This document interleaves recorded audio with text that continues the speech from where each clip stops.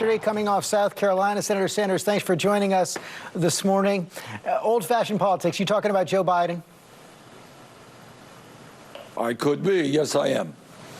But let's talk about South Carolina right now, because, you know, we spoke the morning after South Carolina 4 years ago, and you conceded that you have to do far better with African-American voters, who, of course, one of the core constituencies of the Democratic Party. You didn't improve much yesterday. Why are you having so much trouble with African-American voters? One second, George. We did. We won the young African-American vote, and we are winning in terms of polling, some national polling. We're actually ahead of Biden in terms of the African-American votes. More than 60% of the African-American vote last night. Last night, no. Biden did very well last night, but we did win among younger African-Americans. And I think if you look at the national polling, in some cases we are beating them nationally, and certainly among younger people. We are putting together, George, a coalition, a multiracial, multi-generational coalition of African-Americans, Latinos, whites, Native Americans, Asian Americans. We have the strongest grassroots movement. We are raising more money from the grassroots than any candidate in the history of this country. In order to beat Trump, we are going to need the largest voter turnout in the history of this country. And I don't think you can do that unless you have a message that appeals to the working class and the middle class of this country who have been ignored too long by the political establishment, of which Joe Biden is part of. You did raise a ton of money in February, no question about that, $46.5 million. But across the four primaries and caucuses so far, the Democrats have not seen that kind of increase in turnout you're calling for, the kind of increase in turnout that you say is necessary. They haven't reached the numbers we saw in 2008. Well, 2008 was an exceptional campaign. That was Barack Obama's extraordinary campaign. But New Hampshire had a record-breaking turnout last night, was a large turnout in Iowa, where we won the popular vote. We saw a significant increase in young people's participation. And I think, you know, we'll see what happens on Tuesday. But my guess is that we have an excellent chance to win some of the largest states in this country and states all across this country because of the coalition that we're putting together, because of the issues that we are talking about.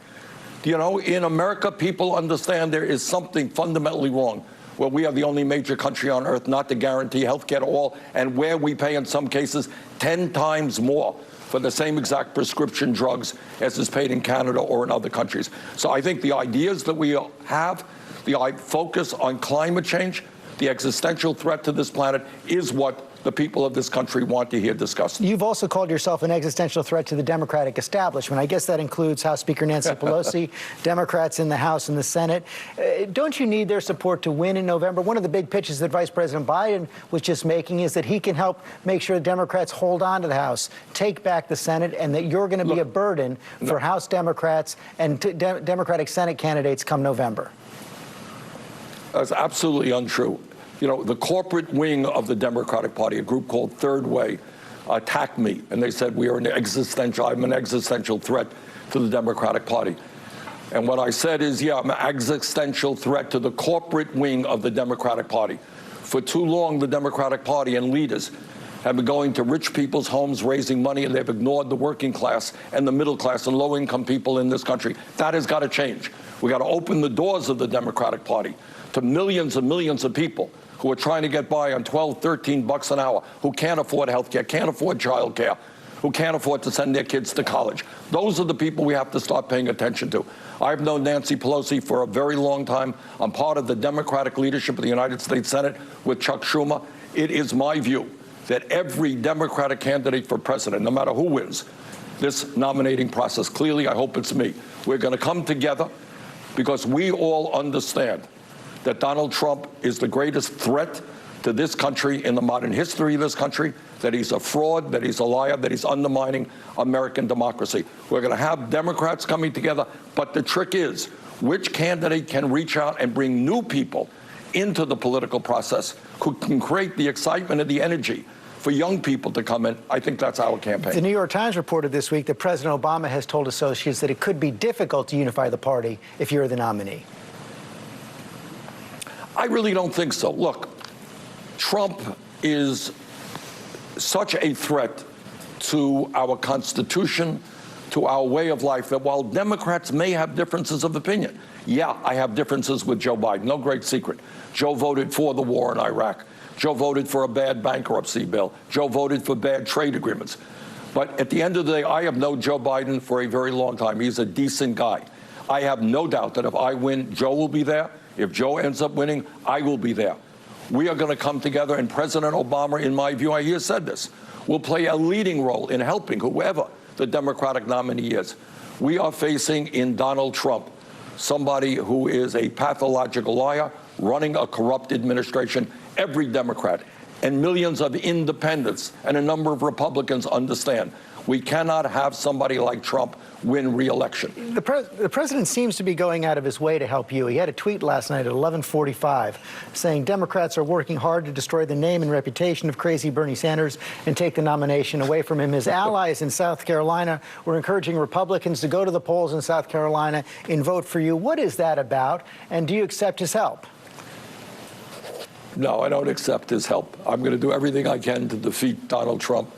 Look, Trump, I got to tell you a story here, which blows me away, shows you what kind of person we have as president.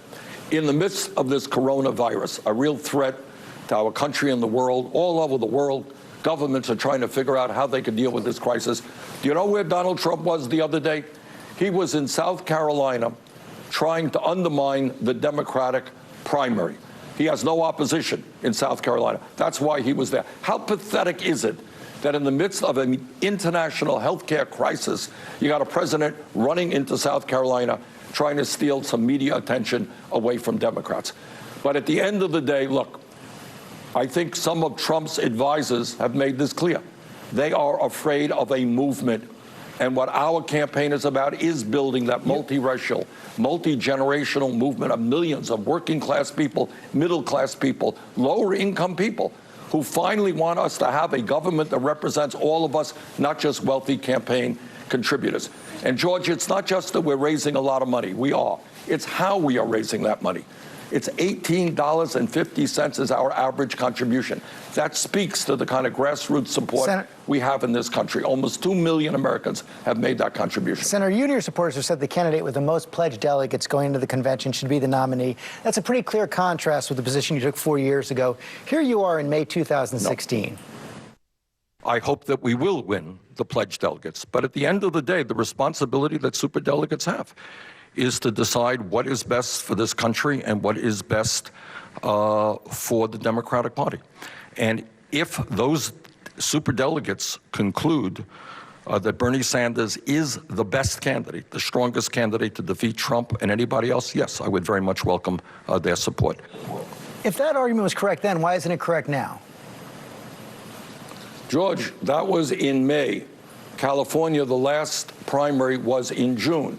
And what I said is, at that point, if I can create momentum, and if we win the California primary, then I think superdelegates might want to rethink where we're at. That was before the end of the process. What you're asking me now is if at the end of the entire Democratic process, a candidate, maybe Bernie Sanders, ends up with more votes than anybody else, and we go into the convention, and the Democratic establishment and the superdelegates say, hey, yeah, Bernie won more votes than anybody else. He won state after state after state, but we don't want him.